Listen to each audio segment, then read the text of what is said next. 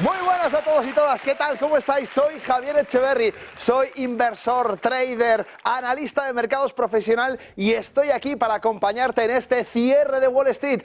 ¿Por qué te cuento todo esto? Porque quiero que vivas el cierre de los mercados como lo hacemos los auténticos profesionales. No te muevas porque arrancamos en un segundo con nuestra cabecera. ¡Quieto ahí!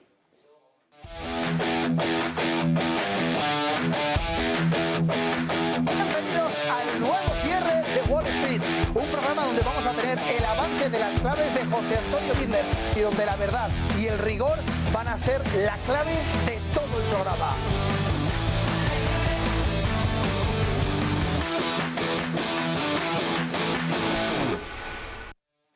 Pues estamos de vuelta y es que hoy en el cierre de Wall Street tenemos un pedazo de programón absolutamente maravilloso. Fijaos, en el editorial hoy vamos a hablar de China, uno de los índices que a pesar de que han caído, índices como el Shenzhen, que ha caído más de un 29%, este índice en concreto se ha revalorizado hasta un 21% durante el 2024.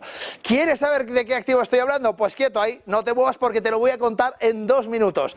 Vamos con la agenda del programa. Como te decía, en la primera entrevista del programa hablaremos sobre la política migratoria de Estados Unidos y además comentaremos de la política migratoria de Estados Unidos. Podremos ver también la conversación sobre la política británica. Hablaremos además de la siguiente entrevista sobre la situación económica actual en España y finalmente conversaremos sobre el impacto de la inteligencia artificial. ¿Qué es lo que va a pasar con la inteligencia artificial? ¿Se va a llevar nuestros puestos de trabajo? ¿Nos va a dar más puestos de trabajo? Hoy tendremos un programa bien cargadito que creo que os va a interesar muchísimo. Ahora bien, antes de todo esto, vamos con mi reloj y es que quiero saber cuánto me falta. Ahí está, 1 hora 58 minutos, 0 segundos. Y es que en este momento estamos a punto de ver cómo se encuentra Wall Street en este momento. Vamos a pinchar los gráficos para ver exactamente cómo está el Dow Jones de industriales. Fijaos, vamos a ponerlo en plena pantalla y tenemos un doji como un castillo. Fijaos, pedazo de doji. ¿Esto qué significa? Ayer subidón importantísimo. Fijaos, el movimiento clarísimo de subida y hoy indecisión. ¿Qué pasa? ¿Lo tenemos claro? ¿No lo tenemos claro? ¿Compramos? ¿Vendemos? ¿Qué es lo que hacemos?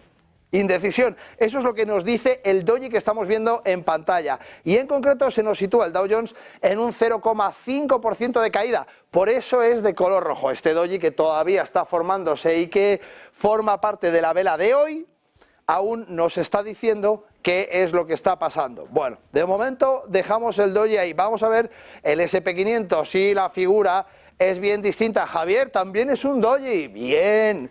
Es un doji también, no pasa nada, efectivamente. Es un doji al que vemos claramente este movimiento. Doji alcista, pero no solamente es un doji alcista, es que fijaos toda esta tendencia muy distinta a la que ha tenido el Dow Jones. Y por eso estamos muy pendientes de toda esa subida que están teniendo los mercados estadounidenses. Hablamos de complacencia y es que efectivamente estamos ya en unas alturas que nos da un poco de vértigo el punto en el que nos encontramos. Fijaos que solamente ha habido esta pequeñísima corrección, muy pequeña, que durante toda esta subida desde la zona de soporte hemos seguido subiendo, mínima corrección, ni siquiera ha llegado a hacer una figura de throwback para coger fuerza, para coger ganas y seguir subiendo. Muy por el contrario, sigue adelante y hemos llegado hasta los 5.492, ese máximo absolutamente brutal que hemos tocado en el día de hoy. ¿Qué pasa con el tecnológico? Vamos a verlo.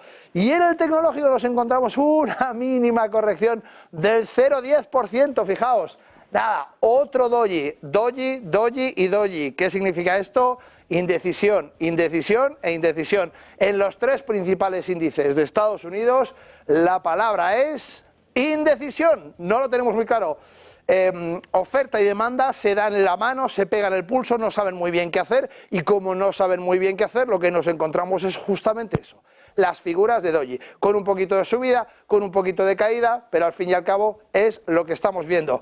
¿Queréis verlo más de cerca? No pasa nada, nos acercamos a 5 minutos y fijaos, el escenario parece muy distinto porque se sitúa en una caída importantísima en estos últimos 15 minutos, pero esa caída importantísima, como veis, no es nada más que equipararse con la zona de acumulación previa donde efectivamente, como veis, teníamos todo este movimiento y fijaos dónde va a acumular a esta zona, ¿veis? Por eso, cuando lo vemos en diario, se ve esa zona de incertidumbre, que es, como decíamos, doji. Ahí está, ¿veis? Exactamente. Es el mismo gráfico, no cambia absolutamente nada. Lo que sí cambia es que lo que vemos es distinto si nos alejamos que si nos acercamos. Dicho lo cual, que yo sé que ya sabéis muchos de vosotros sobre efectivamente cómo funciona el mercado, nos vamos a ir al editorial de hoy. Y es que en el editorial de hoy traemos cosas muy interesantes que yo creo que os van a llamar mucho la atención. Vamos directamente con esos gráficos y es que hoy vamos a hablar de China y hablamos de un índice chino con un crecimiento del 21% en 2024. ¿Qué índice es? El A50. Fijaos, este comportamiento donde si nos vamos, por ejemplo, a ver, vamos a ir a uno de los índices cualquiera, vamos a decir el Hang Seng, por ejemplo. Vamos a pinchar el Hang Seng y me voy a verlo aquí. Fijaos, Hong Kong, Hang Seng de Hong Kong, mirad el comportamiento de este índice, ¿vale? Esto es lo que estamos viendo en China. Estos son los gráficos de China a los que estamos acostumbrados, ¿vale? Es verdad que China se está comportando de una manera muy pujante en cuanto a crecimiento, pero en cuanto a desarrollo bursátil todavía está en pañales y lo está pasando bastante mal. Fijaos, en este gráfico en concreto hablamos desde el 21. Si vamos a ver lo que os decía justamente del editorial, veremos cómo el gráfico es bien distinto. En este A50 que vemos en las 50 empresas de mayor capitalización bursátil de China, podemos observar en primer término la parte técnica. Tenemos aquí una directriz de largo plazo alcista. ¿Qué sucede aquí?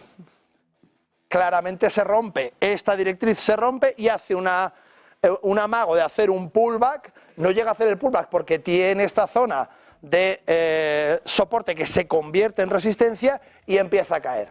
Es decir, tenemos una corrección que viene precedida, fijaos, esto que ya os lo sabéis muy bien, de la divergencia de MACD, que nos cuenta exactamente que toda esta caída de aquí, junto con esta subida de aquí, marcan una divergencia, no son iguales y por tanto, de momento sigue activa. Esto quiere decir que este impulso sigue activo a la baja, ¿vale? Por tanto, ¿qué pasará? Tocará aquí, volverá a tocar, por el contrario, conseguirá romper esta zona, subir al alza y cruzar el signal, esta línea azul.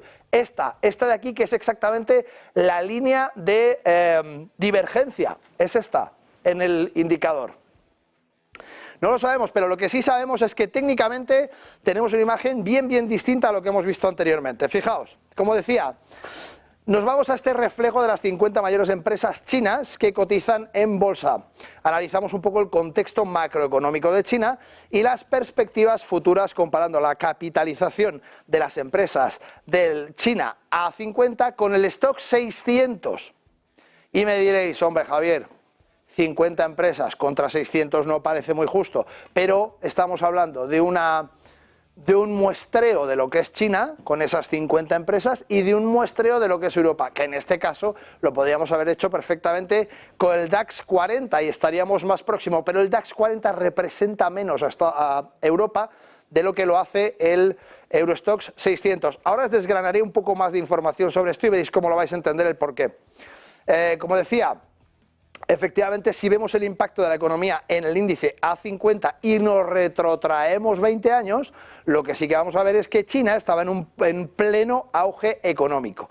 Y es que veíamos que el PIB en contraste, en constante crecimiento, y una rápida industrialización hacía que el país chino despertase al nuevo cambio de milenio. Fijaos la parte, aquí tenéis en concreto este crecimiento pequeñito del 2000 al 2004 y aquí tenéis este crecimiento del 2004 hasta hoy, que os voy a decir exactamente cuánto es. Podemos pinchar aquí, lo vais a ver claramente. Este crecimiento del 2000 del 31 de diciembre del 99 al 31 de diciembre del 2003, que es exactamente esos 4 años, subió un 67%, pero fijaos, si hablamos de lo que subió del 2004 hasta nuestros días, estamos hablando de un 957%, 57%. Es que lo tengo que decir 2 veces porque sigue siendo absolutamente alucinante. Como decía,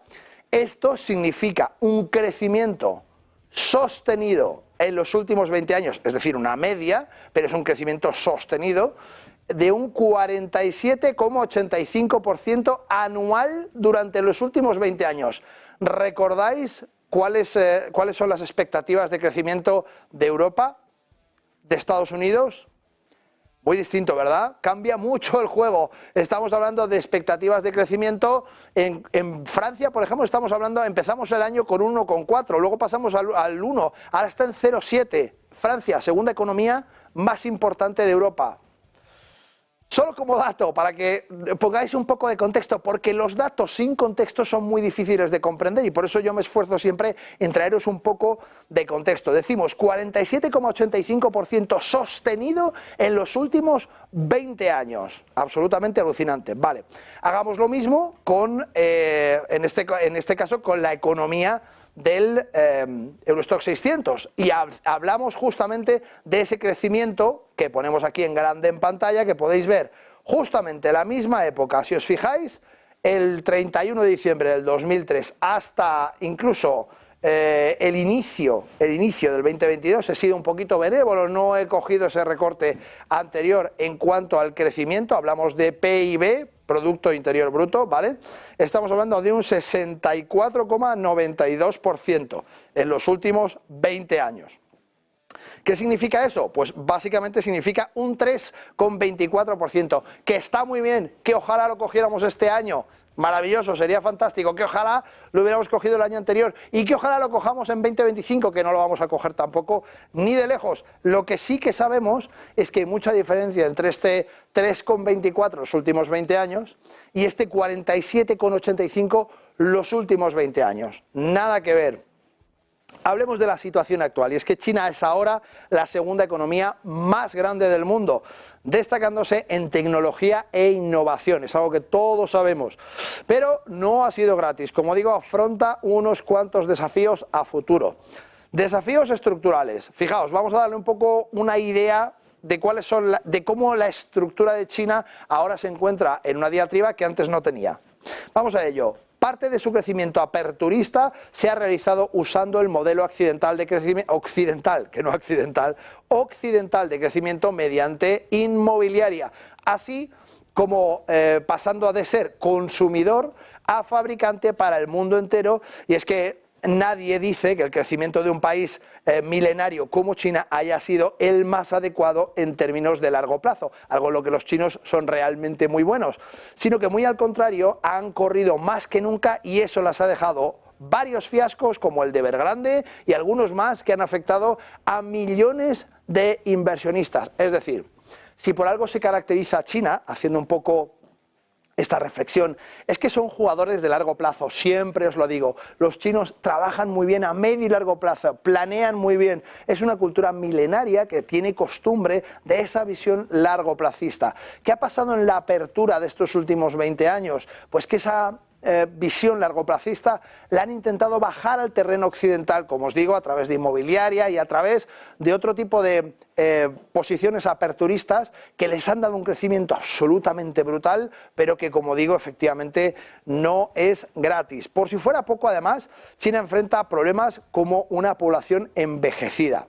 Tenemos tensiones comerciales especialmente con Estados Unidos y, por si fuera poco, ahora entramos en la Unión Europea con exportaciones chinas que cargamos hasta un 50% de aranceles, como es el caso de los vehículos eléctricos chinos que vienen a Europa, y que el otro día justamente hicimos un debate interesantísimo sobre el por qué hemos metido en Europa esos aranceles del 50% y cómo tenían distintos criterios ESG de gobernanza, de todo lo que tiene que ver con esa manera de trabajar más verde, más limpia, incluso en la hora de fabricar, porque estamos hablando de que están fabricando coches eléctricos que evidentemente ayudan a la transición energética y ecológica, pero el modo de fabricación no tiene las mismas reglas que tiene la Unión Europea y por eso hay muchos sectores que dicen que tiene sentido esos aranceles del 50%.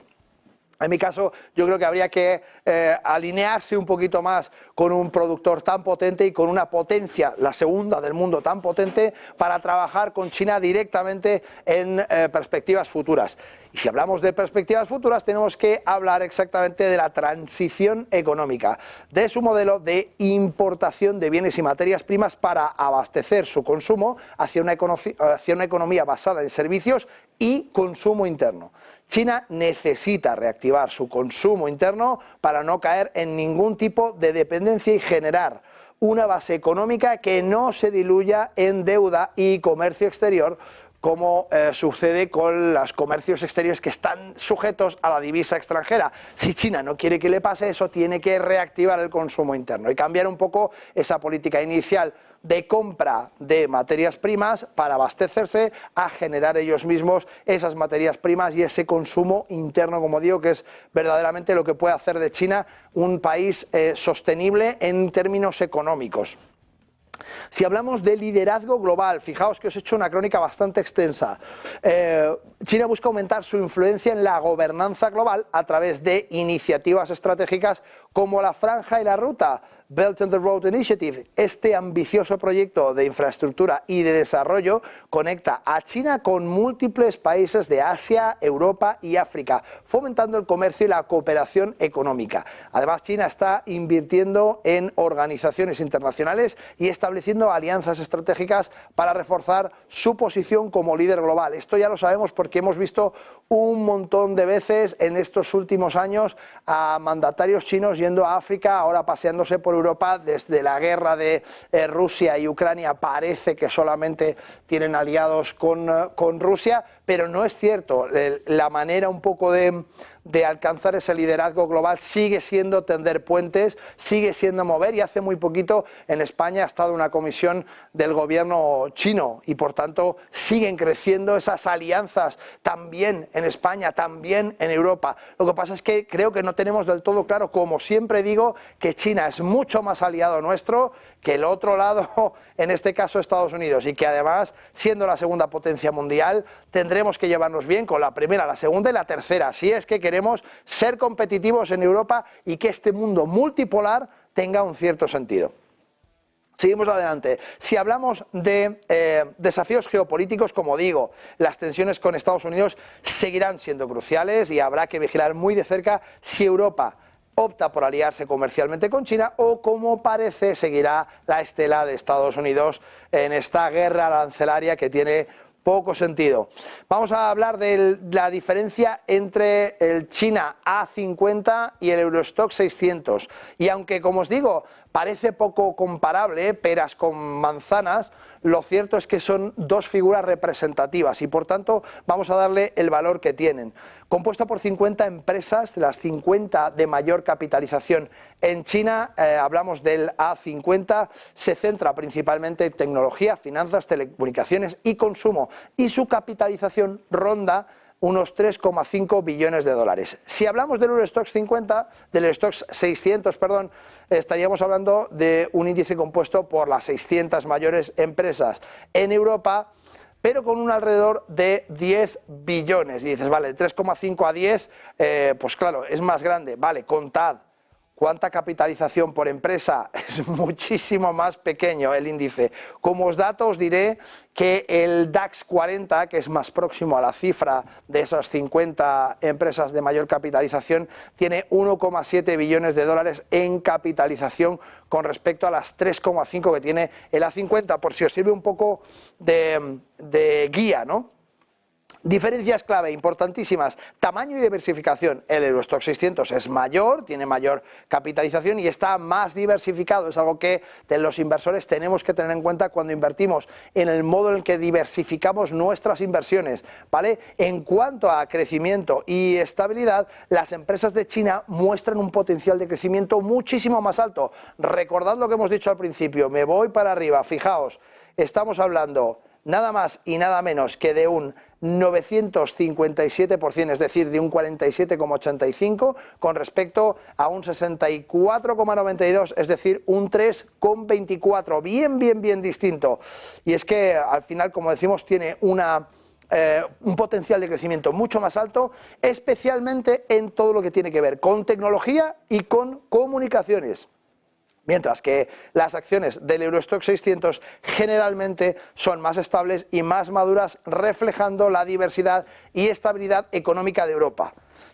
Si vamos a la parte del análisis técnico del A50, bueno, vemos que efectivamente, como hemos dicho en primer término, tiene una tendencia alcista seguida por consolidación y una zona de corrección en este momento, que es lo que estábamos hablando. Tendencia alcista seguido por una zona de consolidación y corrección en este momento. Vale, nada complicado, fácil de entender, lo hemos comentado en primer término. Si vamos a ver, sin embargo, el Eurostoxx 600, veremos que, mira, no os he puesto el Eurostoxx 600, pero lo puedo sacar aquí en un momentito. Vamos a poner Eurostoxx 600, ahí está. ¿Veis? Igualmente, aquí sí que vemos una tendencia mucho más clara al alza. Fijaos, aquí no tenemos esa zona de acumulación, consolidación y caída, sino que seguimos subiendo. ¿Por qué seguimos subiendo? Porque está muchísimo más diversificada, porque las empresas son más maduras y porque esto hace, lógicamente, pues que nos encontramos con una situación bien distinta. Ahora, ¿cuál tiene mayor poder de revalorización en este momento? ¿El Eurostoxx 600 o el A50? Como habéis visto, la respuesta es más que evidente, el A50. Cerramos un poco la conclusión de este editorial y es que China ha experimentado una transformación económica significativa en las últimas 2 décadas. El índice A50 refleja estas dinámicas y ofrece oportunidades para inversores informados. Ya sabéis, os tenéis que informar, os tenéis que quedar aquí en Negocios Televisión y estar muy pendiente de toda la programación de la cadena porque es la manera en la cual os vais a informar.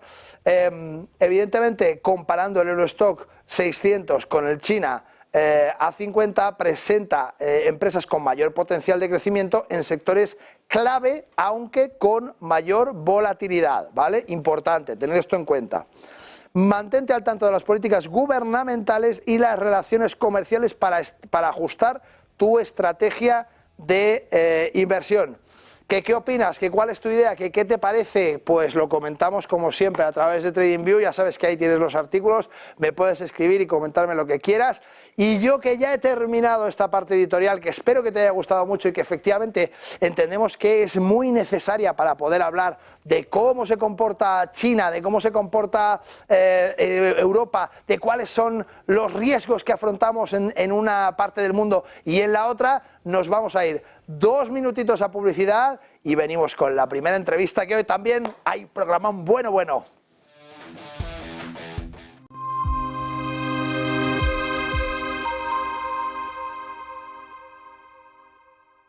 Vuélvete máster en transformar tu carrera. Obtén tu Master in Management con doble titulación de Tulane University, Estados Unidos, y de UFM, en Madrid.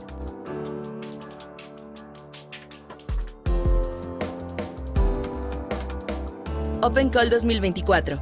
Aplica. Ven al Torreón. Estamos en El Pardo, un espacio único en plena naturaleza. Disfruta de momentos de desconexión mientras saboreas la mejor gastronomía. Disponemos de 7 amplias terrazas y salones para todo tipo de eventos. Degusta nuestros exquisitos platos acompañados de una selecta bodega de vinos. A tu servicio, un gran parking y zona infantil. Abierto los 365 días del año. Cocina ininterrumpida desde las 10 de la mañana hasta las 12 de la noche. Haz tu reserva.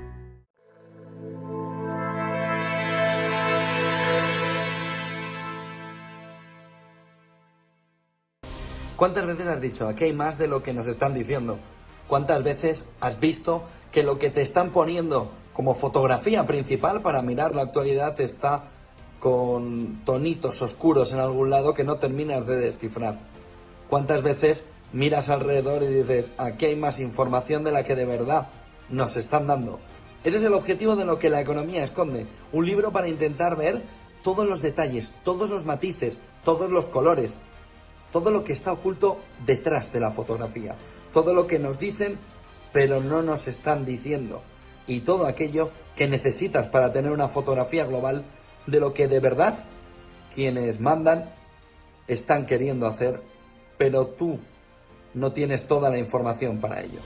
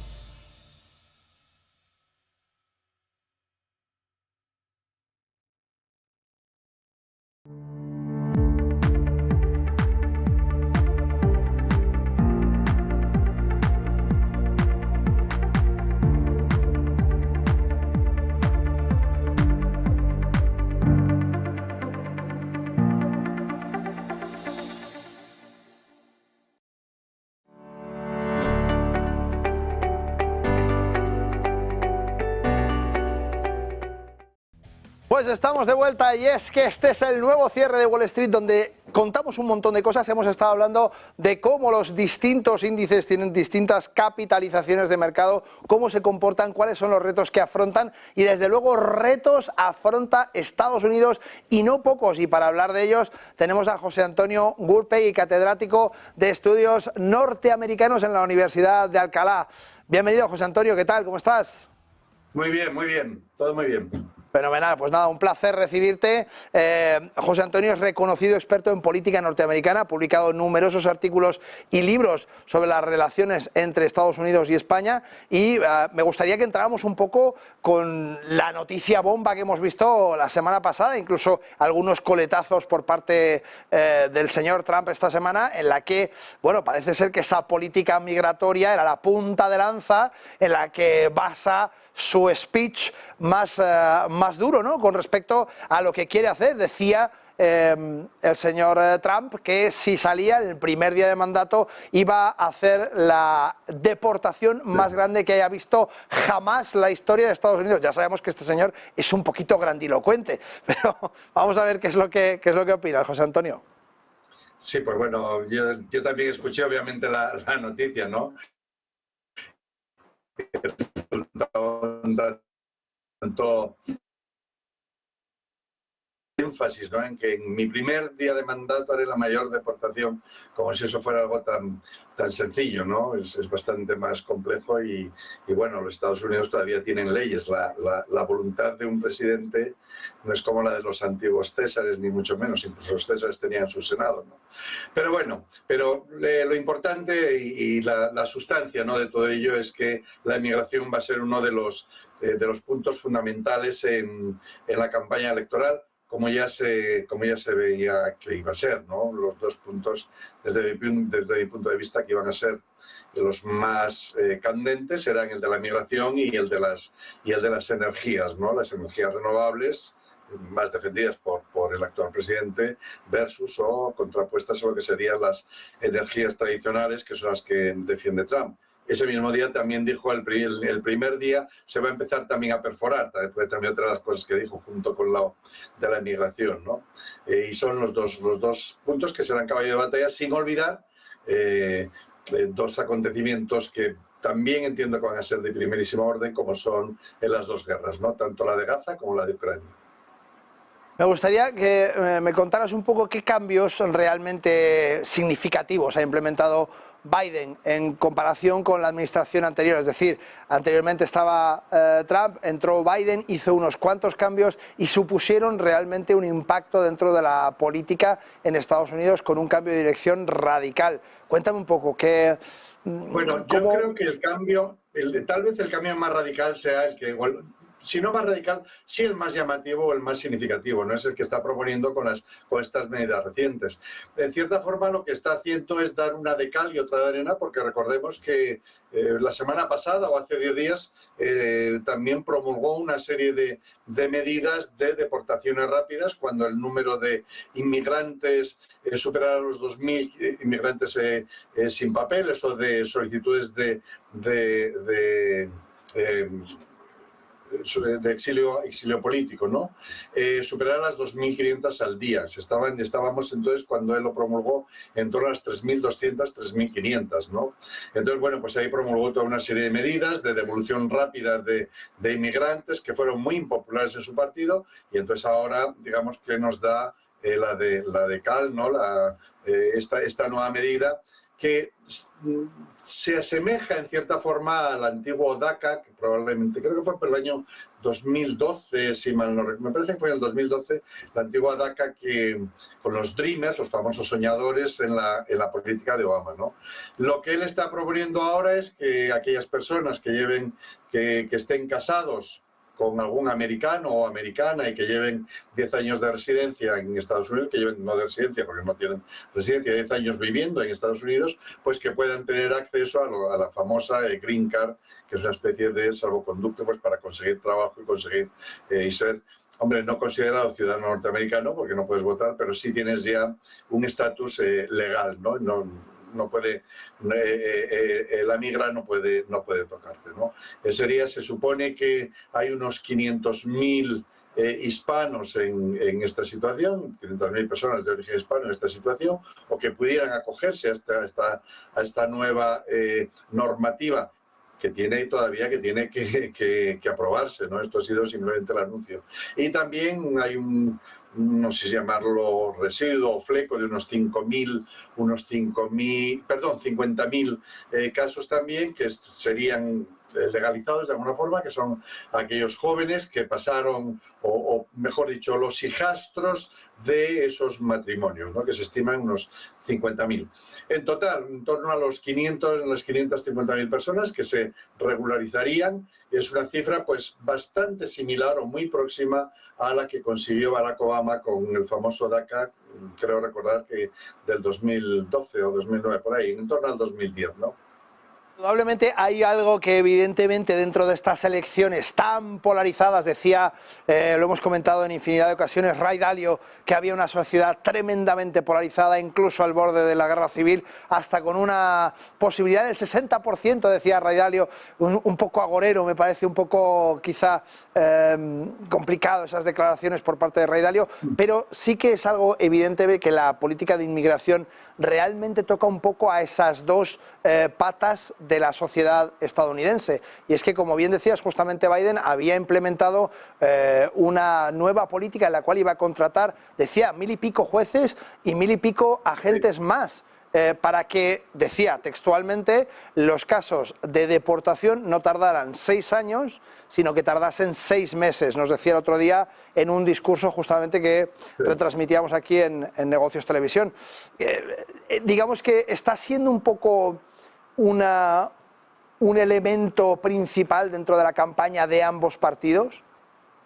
Sí, esto ya lo comentaba antes, sí, eso es indudable, ¿no?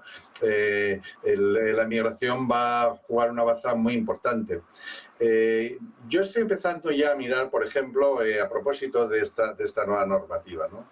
Las cifras, porque bueno, pues se dice que Donald Trump pues está aventajando en 4 o 5 puntos a Joe Biden en las encuestas en este momento. El tema de la migración, se dice pues que más de la mitad de los norteamericanos están a favor de que los emigrantes ilegales o alegales, como queramos decirlo, pero no regularizados, ¿no?, que sean expulsados de inmediato. Pero yo creo que hay que mirar un poco la letra pequeña y pues todas estas normativas, y el tema de la migración es uno que va a tener especial significación en el resultado final, ¿no? Yo creo que si miramos las elecciones norteamericanas desde el trazo gordo, vamos a equivocarnos. Yo es al menos la sensación que tengo, ¿no?, que nos equivocaremos. Porque, ¿qué repercusión van a tener estas medidas en Nueva Inglaterra, va a tener en California? Ninguna. Los dos van a seguir votando demócrata. ¿Qué repercusión van a tener estas medidas en Oklahoma o en el medio oeste, en Texas o en Florida? Ninguna, van a seguir votando republicano. Entonces estas medidas, y que obviamente que tiene un factor electoralista indudable, de hecho creo que una responsable de campaña de Donald Trump decía que lo que estaba haciendo Biden era comprar votos. Yo creo que lo que más hacía era asegurar los votos más que comprarlos, y sobre todo contentar en cierta forma a la población hispana. Bueno, como decía, sí que hay estados que son muy importantes. Estoy pensando concretamente en 2, o de forma muy concreta en 2. Estoy pensando en Arizona y en Nevada, que van a ser uno de los 6-7 estados donde de verdad se va a decidir las elecciones presidenciales del próximo 5 de noviembre, ¿no? Es ahí donde se va a decidir.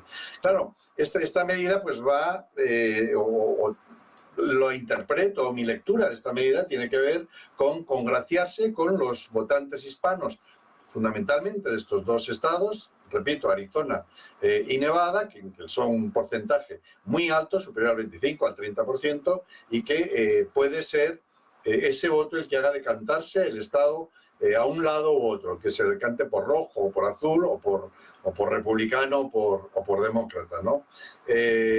Y las leyes electorales norteamericanas, como todos sabemos, el ganador se lo lleva todo. Entonces, el voto hispano va a ser definitivo, va a ser definitivo y definitorio en estos dos estados, ¿no? Y entonces creo que por ahí es por donde van un poco estos movimientos de Joe Biden, y sobre todo también, como digo, pues para contrapesar las anteriores medidas más restrictivas en cuanto a migración.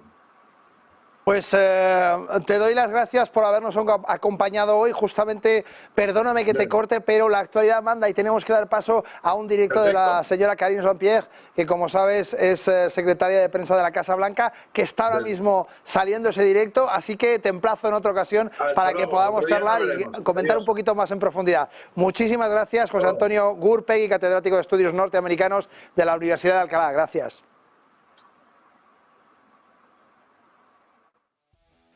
Pues vamos a ver si podemos dar paso a ese directo por parte de Karine. Ahí está. Aforementioned shipment of 2,000-pound balance, categorically untrue that it's been false. I already answered this question in categorically untrue. There's one shipment. All right, go ahead, Anita. Thank you. I have a question about the Resolve Tibet Act and then another on marriage. Starting with the Resolve Tibet Act, China's warning that if the president signs it, there will be, quote, resolute measures, end quote, against the U.S. They're also protesting U.S. delegations like Nancy Pelosi who are going to India to meet with the Dalai Lama. So what is the White House's response to these threats from China, and does the president plan to sign this? I mean, look, the president's going to do what he thinks is best on behalf of the American people. That's what I can tell you. Yes or no? He's going to do what he thinks is best on behalf of the American people. I'm not going to get ahead of the president. Cool. All right. On marriage. It's hot, but sure, cool. Sure. Cool. On marriage. So regarding this EO, in many states in the United States, such as my home state of Texas. Oh, marriage. Yeah. Okay. You have to present a stack of documents. For example, a driving license, a certified copy of a birth certificate, passport or military identification card, and social security cards in order to get a marriage license. Okay. I just wonder if this puts some of these applicants in this Kafkaesque situation where they haven't applied for this. They may have an informal marriage or a common law marriage. And would that make them ineligible for this executive order? Do you accept things like, for example, the Declaration of Informal Marriage form from states? So I appreciate, this is a process question. I appreciate the question. You're going to have to go to DHS to get specifics on that. I won't get into details of this, but that is something that the Department of House. Concerned that, asking for what amounts to paperwork, legal paperwork, for people who are undocumented and have a lack of paperwork in many critical ways might put them in a binding position. Look, I think the bottom line here is something to remember, that there are American families, there are people who have been here for 23 years who are married to American citizens and who have contributed into these communities, whether it's the economy or, as I said, in communities. And we want to protect American citizens, American families, and not separate them. And this is an opportunity to do that. And as far as like what this is going to look like, what are the rules, what's the process, that is something DHS can obviously speak to more. But if you look at this in a more broad stroke, this is an important announcement. This is. As we're dealing with an immigration policy that is broken, that is arcane, that has not been updated in some time, the president is doing everything that he can within his power to deal with this situation. And look, I'm going to be a broken record, but it is important, as I'm trying to make my point here, Congress needs to actually have a comprehensive answer here to deal with this system. You would not be asking me this specific question if Congress would do their job, right? If they would actually take action and do their job. And so I think what's important is this announcement is going to matter. It is going to matter to American citizens who are here and have a spouse who have been here for more than a decade, participated in in the economy, participated in their community, and I think that's important. Can I ask the last cricket question? I promise I Bueno, pues parece que desde la Casa Blanca estaban escuchando la entrevista anterior sobre esa política de inmigración en la que dicen que efectivamente están trabajando en ella, que se considera un poco obsoleta, arcaica y que evidentemente están trabajando claramente. Y es que la secretaria de prensa de la Casa Blanca ha entrado justamente a comentar aquello que estábamos comentando en la entrevista anterior sobre la política de inmigración del presidente Joe Biden. Volvemos de nuevo 5 minutitos para ver si nos da alguna perlita más con la que podamos trabajar. with the word USA on their chests. That's pretty dope. Beating the British at their own game. Yeah. Super satisfying. Now that's cool. Now that's yeah, cool. It's a decolonization metaphor wrapped That's in cool. sport. So like we said yesterday, we certainly congratulate the U.S. Cricket team. Obviously what they have been able to accomplish is meaningful to many people like yourself. Well, yeah, 18 million of you all, which I think is incredibly important. Representation matters. You hear us say that all the time. As it relates to a call from the president, don't have anything to share at this time, but we congratulate them. It is a big deal. It is indeed very, very cool, and we are very proud and excited for them. Go ahead, Karen. 2 questions. First, the Fearless Fund, a venture capital firm that awards grants to Black women-owned businesses, had a federal appeals court suspend their grant program due to the claim that it discriminates against white business owners. The co-founder is calling on President Biden to take executive action to, quote, safeguard DEI initiatives and funding rights for marginalized groups.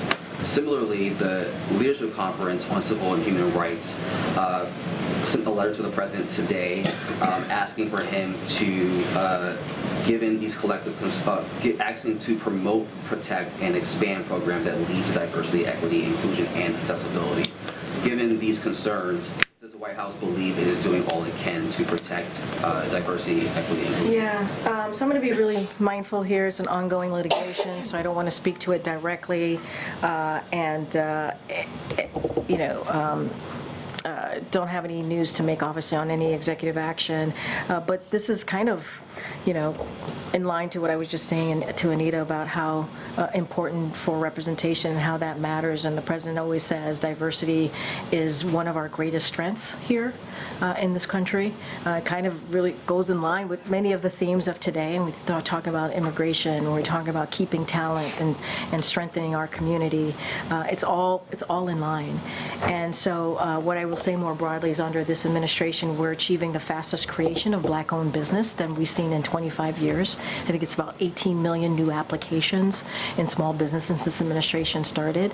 I think that's important, and to have an increase and an uptick in Black-owned business is, out of that 18 million, is actually pretty critical. The president also signed an executive order to advance diversity and accessibility within his first 6 months in office. This administration is going to keep providing economic mobility for all Americans, including obviously.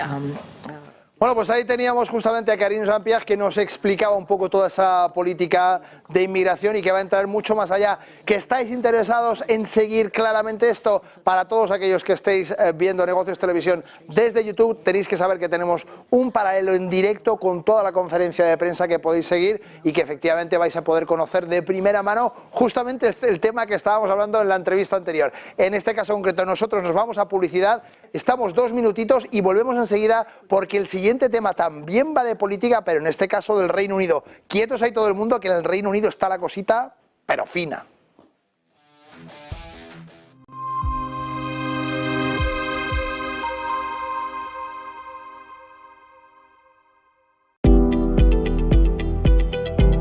Divide y vencerás, que dicen en la guerra. En las finanzas, en los mercados pasa algo parecido. Atención en el peso creciente del renminbi en el comercio internacional como consecuencia, otra más, de la guerra en Ucrania. El aumento del coste de financiación en dólares está provocando que la divisa china sea más atractiva para el mercado para facilitar los intercambios comerciales con la Rusia sancionada por Occidente que cualquier otra divisa internacional. Los datos de SWIFT, la plataforma internacional para la financiación, muestran que el renminbi, por valor de mercado, ya copa más o al menos parecido a lo que lo hace el euro, 6% ha crecido en el entorno de los 4 puntos desde febrero de 2022, cuando aquel 24 arrancó la guerra de Ucrania. Una ganancia de apenas, decíamos, esos 200 puntos básicos que ponen en el tablero a la moneda china, en estrecha competencia con la divisa única, pero que ambos completan una pequeña fracción frente a la participación del dólar, que se sitúa, sin embargo, ya sobre la zona de los 84. La creciente participación de la divisa china en la financiación del comercio internacional, en el que los prestamistas otorgan crédito para facilitar el movimiento transfronterizo de bienes, representa una bendición para Pekín en ese impulso para acelerar la internacionalización del renminbi y un duro desafío para Occidente, que ha tratado de utilizar las sanciones para prohibir que las principales instituciones financieras rusas utilicen el SWIFT.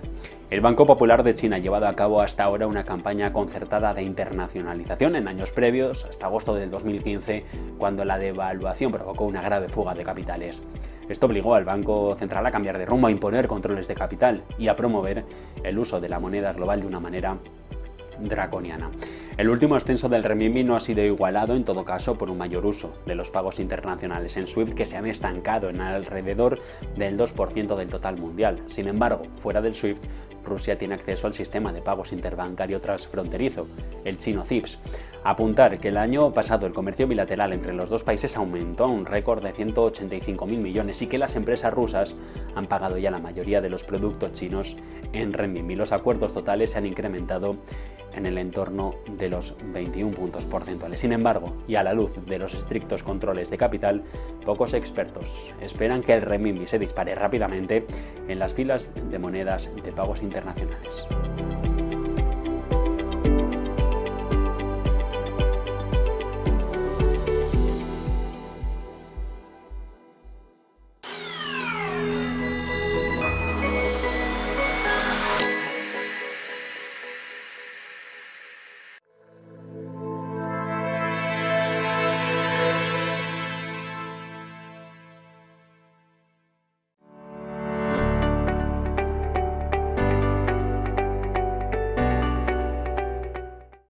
Pues estamos de vuelta y es que hoy el día viene cargadito. Ya habéis visto que estamos hablando de política de inmigración justamente con el anterior invitado.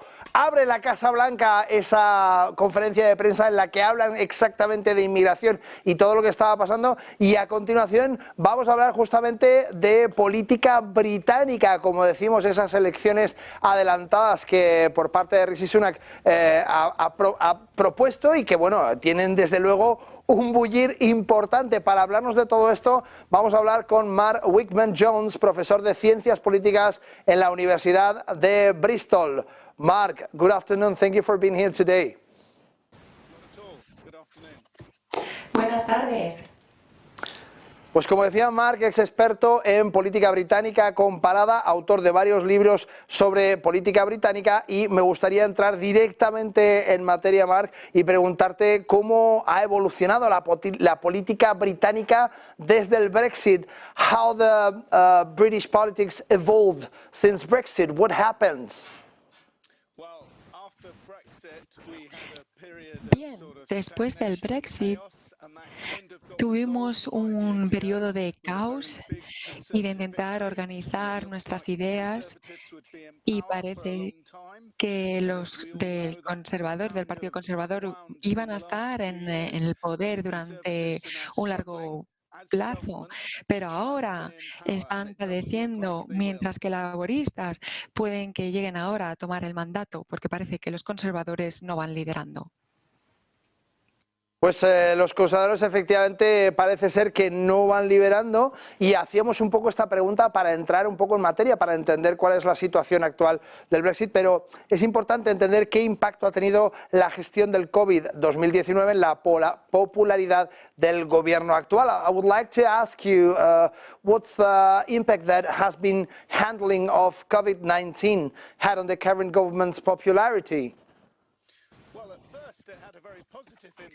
Primero, tuvo un impacto bastante importante y positivo. Con su programa, los conservadores estaban liderando la opinión popular, pero luego esto cambió.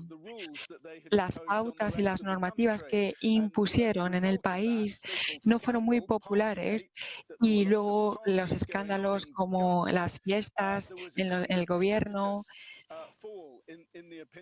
fue una caída estrepitosa por parte del gobierno y no se han recuperado de aquello, francamente. Desde luego ha sido un comportamiento muy complicado desde el COVID. Como bien dice Mark, vimos un montón de medidas, incluso esa salida de presupuestos que tuvo que ser retirada, todas las fiestas que se hacían por parte del gobierno británico y desde luego, como bien dice Mark, les está costando mucho recuperarse. ¿Cuáles son los principales retos políticos que enfrenta el Reino Unido a día de hoy, Mark?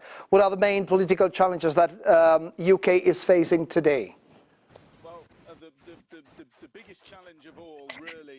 El mayor reto, creo, que es un crecimiento muy poco en cuanto a la economía, una economía que no crece, que se está ajustando a lo que ocurrió con la Unión Europea. ¿Cómo podemos funcionar en esta nueva situación?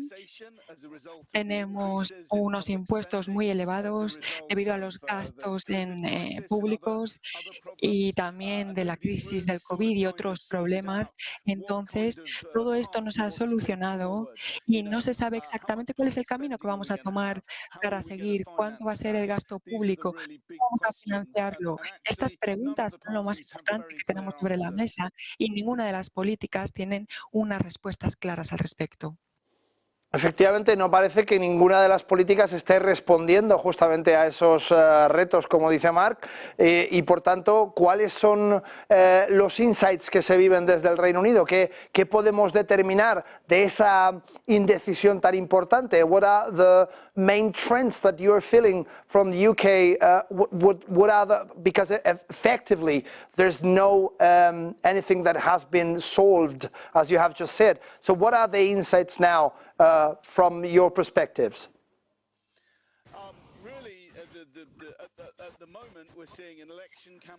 Bueno, ahora lo que estamos viendo son unas campañas electorales en que los partidos simplemente están lanzando los mensajes muy simples, los laboristas intentando acusar a los conservadores y viceversa, poniendo la economía más en riesgo. Los conservadores están diciendo que las cosas van a ser peor si los laboristas llegan al mandato. Y el caso es que al final los conservadores son los que son los responsables ahora mismo y son los que están liderando y son los que nos han llevado al lío en el que estamos en este momento. Que curiosamente, siendo los conservadores aquellos que realmente han propiciado el punto en el que nos encontramos, son aquellos que van liderando las encuestas, según nos dice Mark Wickham en el Reino Unido, y que efectivamente, bueno, pues estamos viendo cómo el Partido Laborista está quedándose muy atrás en estas elecciones. ¿Nos podría poner un poco el contexto de la situación? ¿Cuáles son los dos escenarios? ¿Qué pasaría si los laboristas renuevan finalmente ese mandato y qué pasaría si los conservadores son los que vencen? Would you like to please give us some insights about the two different possibilities? What would happen if Labourists will win the elections or the other ones? Sorry, what was the last part of that? ¿Podría repetirme la pregunta? So what are the different perspectives that we could expect in the elections? What are the different scenarios that we can face?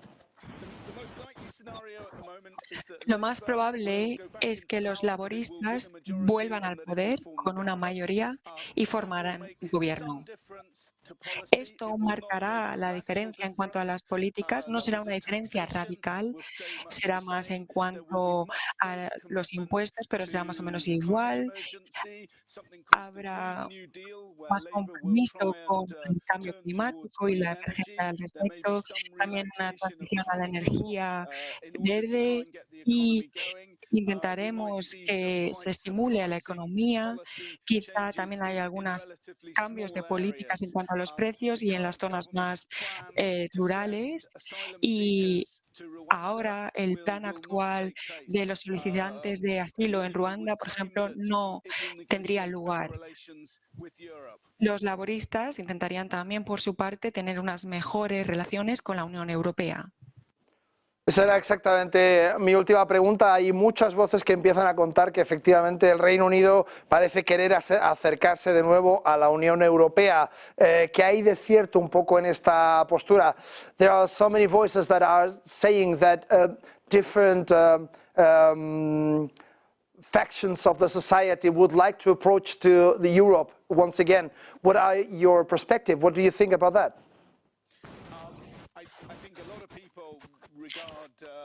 Creo que muchas personas tienen la perspectiva de que el Brexit fue algo catastrófico que destrozó a Reino Unido, no únicamente en cuanto a las relaciones con Europa, pero también en cuanto a la gestión económica. No obstante, muchas personas ven esto como un problema que ahora puede que haya sido más o menos resuelto. Y solo un partido político, que es el Partido Nacional Escocés, que tienen sus propios problemas, son los únicos que están a favor de volver. Los demócratas liberales quizá dicen que van a examinarlo, los laboristas apuestan por tener únicamente una mejor relación con Europa, así que desafortunadamente aquellos que votaron en contra del Brexit,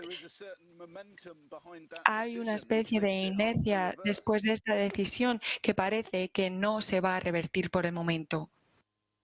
Well, thank you so much, Mark Wickham-Jones, professor from politics in the Bristol University. It's been such a great pleasure to have you here. Such a short period of time to talk to you, but I would like to have you here again in the show. Muchísimas gracias. Ha sido un placer hablar con vosotros.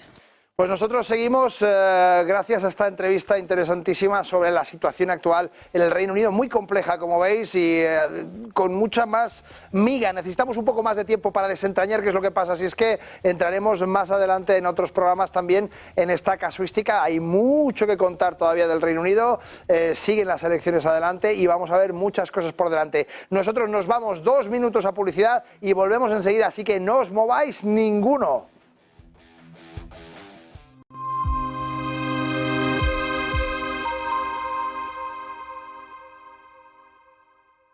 ¿Verdad que no saltarías de un avión sin paracaídas? Entonces, ¿por qué alquilas tu inmueble sin garantizar el cobro? Con el nuevo servicio Garantía Indefinida SEAC, tienes garantizado el cobro del alquiler puntualmente. Defensa jurídica, daños por vandalismo y protección antiocupas. Alquila tranquilo, SEAC responde.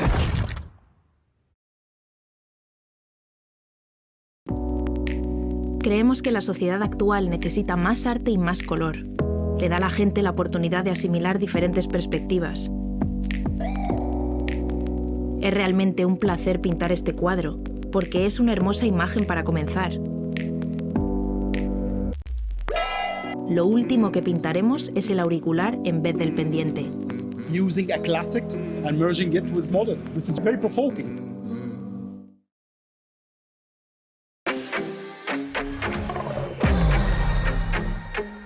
¿Quieres invertir en bolsa? Déjame enseñarte algo. Él es Guille, compra acciones de empresas de videojuegos. Y él es Javier, invierte en acciones del mundo del motor. Y ella es... ¿Pero cuál es la comisión? 0 comisión. Abre tu cuenta de cliente totalmente online, invierte en acciones y fondos cotizados sin comisiones hasta 100.000 euros al mes. ¿Y tú? ¿En qué vas a invertir?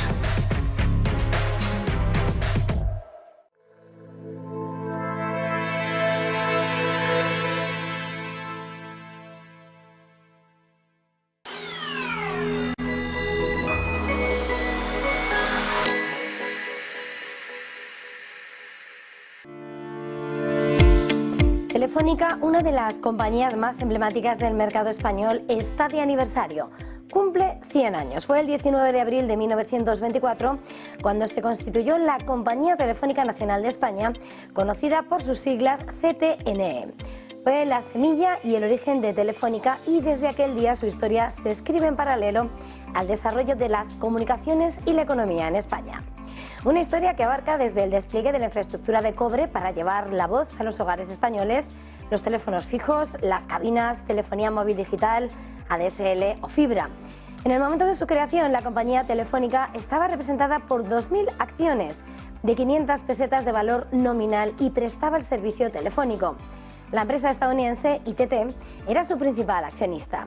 Su salida a bolsa no se hizo esperar y su debut en el parque llegó el 31 de marzo de 1925, colocándose en el mercado 200.000 acciones preferentes de 500 pesetas cada una. La Telefónica crecía al tiempo que la experiencia inversora de los españoles se iba desarrollando y sus acciones llegaron a traspasar el parque hasta tomar un nombre propio en el imaginario colectivo, las conocidas como Matildes, por una campaña publicitaria de éxito protagonizada por José Luis López Vázquez. Apenas 20 años de su debut bursátil después, de 1945, el Estado español decidió entrar en su accionariado y tomó el 79,6% de las acciones. Y para 1960, la compañía Telefónica ya se había convertido en la primera empresa de España con 100.000 accionistas y 32.000 empleados. La compañía se hacía grande en tamaño, mientras desplegaba los cables telefónicos y desarrollaba la tecnología. En 1967 tuvo lugar el inicio de las comunicaciones por satélite. En 1971, la puesta en servicio de la primera red especial de transmisión de datos de Europa. Y en 1978 instaló el teléfono número 10 millones. Avanzando en el tiempo y en el marco de su internacionalización, en 1985 los títulos de la compañía empezaron a cotizar en las bolsas de París, Frankfurt, Londres y Tokio. En 1987 daba el salto a Wall Street y comenzaba a cotizar en la bolsa de Nueva York. En los años 90 cambió su nombre por Telefónica S.A. y creó una filial llamada Telefónica de España que absorbió sus operaciones y actividades en España. Posteriormente adquirió la parte de Telefónica Internacional que no poseía y se fusionó con esta. Los años 90 supusieron además cambios internos importantes, con una privatización parcial de Telefónica en 1995 y completa en 1999. Hoy hablar de Telefónica es hablar de un verdadero gigante, una multinacional.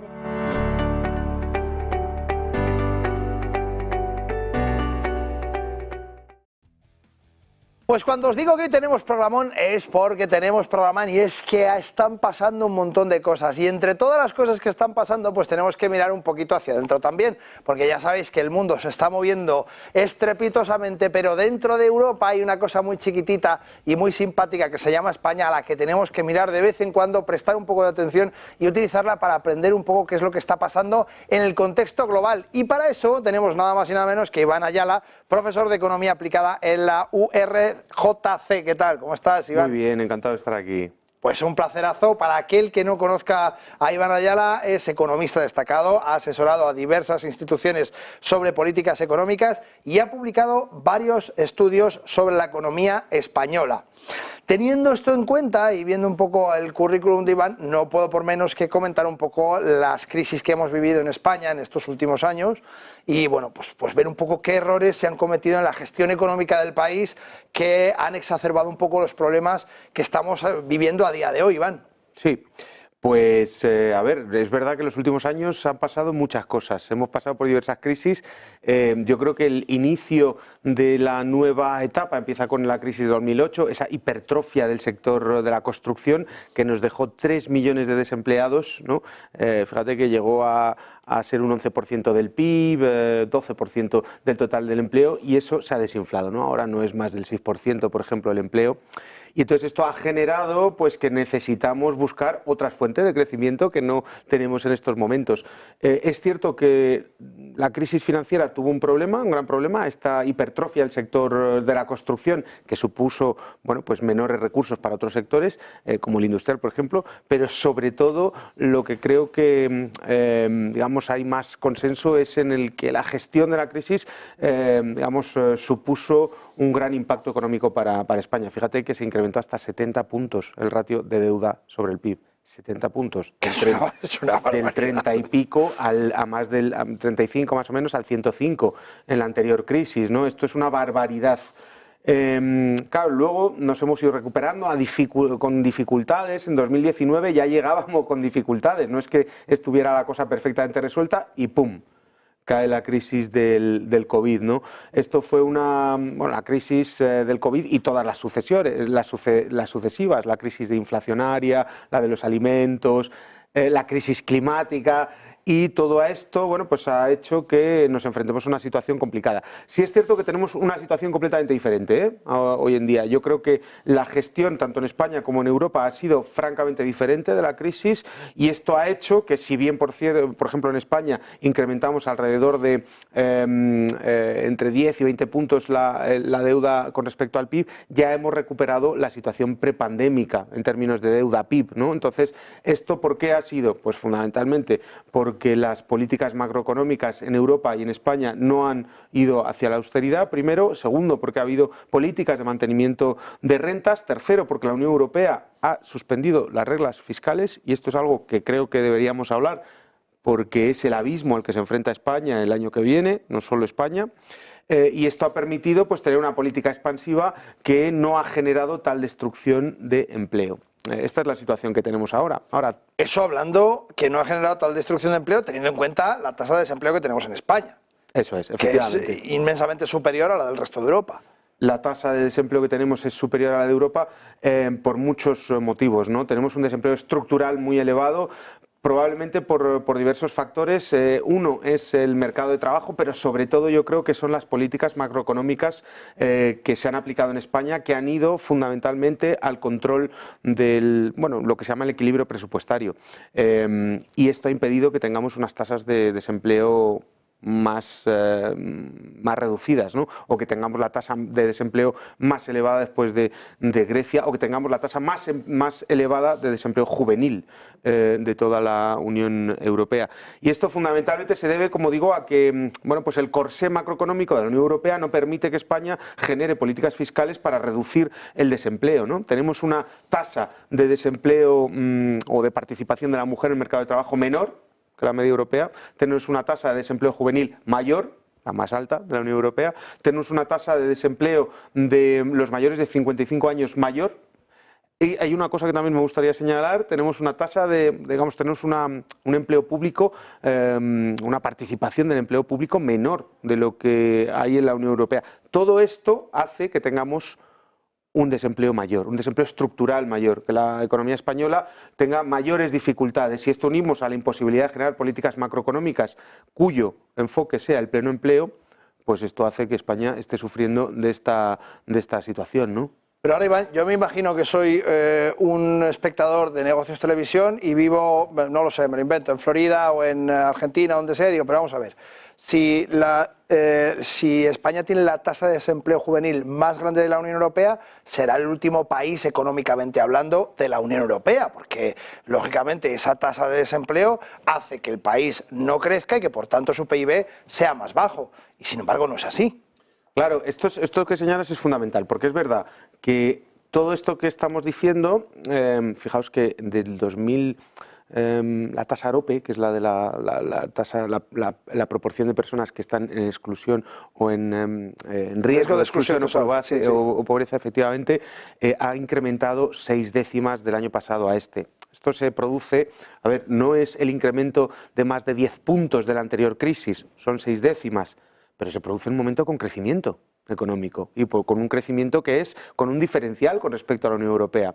Esto denota que tenemos deficiencias, efectivamente, en nuestro sistema económico, probablemente deficiencias asociadas a la profundidad de nuestro estado de bienestar.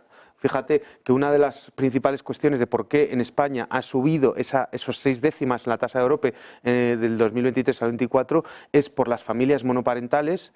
Tenemos la ayuda por hijo a cargo más baja de la Unión, una de las más bajas de la Unión Europea, y el desempleo juvenil, que es, como decíamos, este problema. Por tanto, esto denota problemas en la profundidad del sistema de bienestar español, que no está cubriendo ciertas necesidades. Y, por supuesto, no nos olvidemos de la vivienda, ¿no? Que es uno de los grandes problemas en este país, que, a pesar de tener un régimen de propiedad en España de más del 70%, resulta que tenemos una peor accesibilidad a la vivienda, ¿no? Y esto se debe por falta de políticas de vivienda, básicamente, ¿no? A mí me gustaría ver si los compañeros nos pueden pinchar mis gráficos, porque yo siempre tengo unas debajo de la manga, y en este caso que estamos hablando en concreto, lo vamos a pinchar ahí lo vamos a pinchar, no te preocupes. Vale. Iván, justamente ahora que estamos hablando de esta parte de política de la inflación que estamos viviendo y de las condiciones en las que está España con respecto a Europa, fijaos que tenemos la inflación sobre alimentos, concretamente en Francia, en un 1,3. Si vemos esta curva desde concretamente marzo del 23, prácticamente poco más de un año, ha caído desde el 15,9 hasta el 1,3, el último dato de mayo. Si vemos en Alemania esa curva es todavía más pronunciada. Fijaos que vemos desde el 21,2, concretamente también en marzo del 23, hasta ver una caída del 0,15 que llegamos a ver en concreto en marzo del 24. Ahora mismo ha subido un poquito la inflación sobre alimentos y la vemos justamente en ese 1,23. Pero es que si nos vamos a España, la inflación sobre alimentos en un país que es una de las principales economías europeas, muy al contrario, nos encontramos en que desde un 16,64% que vimos en febrero del 23, nos hemos quedado en un 4,4%. Para poner esto un poquito en contexto, Iván, le damos una vuelta a cómo está esto en Estados Unidos y vemos que la inflación sobre los alimentos está en el 2,1, y si queremos hacer todavía la fotografía más global, nos vamos a China y veremos que en China hemos llegado incluso a tener deflación. Es decir, esto es importante que entendamos cómo funciona. Cuando hablamos de inflación sobre alimentos, lo que decimos es que los alimentos continúan subiendo a un precio determinado. Es decir, estas curvas que vosotros veis en la pantalla no significa, lo explico muchas veces, no significa que aquí los precios bajen, significa que aquí los precios suben más despacio. Y esto es algo que no ha sucedido en China, sino que en China sí que han bajado los precios. Todas estas líneas que vemos por debajo de cero significa que efectivamente aquí sí que han bajado los precios. Es decir, la inflación se ha revertido desde este 21,9 hasta llegar al 5,9 en negativo. Es decir, han llegado a rebajar los precios que tenían antes de esta situación.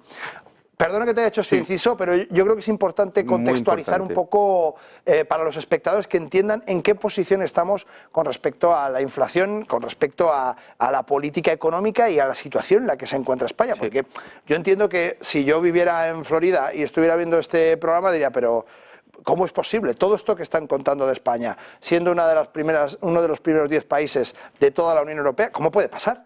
Pues totalmente cierto. Yo creo que has puesto además diferentes países, cada uno de ellos tiene diferentes problemáticas. China tiene un problema grande en términos inflacionarios y está el mundo entero mirando cómo puede solucionar este problema y pidiéndole, de hecho, a China medidas expansionistas, ¿no? Que incremente el gasto público. El FMI, la OCDE están pidiéndole que incremente el gasto público porque necesitan políticas expansivas. Es la situación contraria a la que tienen algunos de los países con los que has comparado, como por ejemplo España. Es muy interesante lo que dices de los precios en alimentos en España, ¿no? Un país productor, a todo el mundo le sorprende. Yo creo que puede tener varias razones. La primera de ellas, por ejemplo, que efectivamente una de las, los últimos años han acontecido diferentes impactos climáticos o diferentes cuestiones asociadas al clima que han afectado muy fundamentalmente a la producción agrícola y ganadera en España. Esto ha tenido un problema en términos de aceite, en términos de producción ganadera. Fíjate que en los últimos años ha caído la producción ganadera y las vacas lecheras en España por primera vez en muchísimos años. ¿Por qué? Pues porque se han incrementado el precio de los insumos, es decir, de los piensos, el precio de la energía, y eso ha hecho menos rentable y eso ha incrementado los precios en ciertos alimentos y concretamente lo que tiene que ver con los alimentos. Pero eso explica una parte, no explica todo de este diferencial de precios. Yo creo que segundo tenemos que hablar también de los márgenes que hay en ciertos sectores, como puede ser, por ejemplo, la gran distribución. Tenemos unos problemas de cuellos de botella, tenemos una gran diferencia entre los precios de los agricultores y los precios que pagan los consumidores, y esta, digamos, diferencial debería estar siendo controlada y atajada por el gobierno, y no está siendo lo suficientemente atajada. Porque esto es un problema fundamental de eficiencia económica, no es una cuestión también es una cuestión de justicia social, pero sobre todo de eficiencia económica.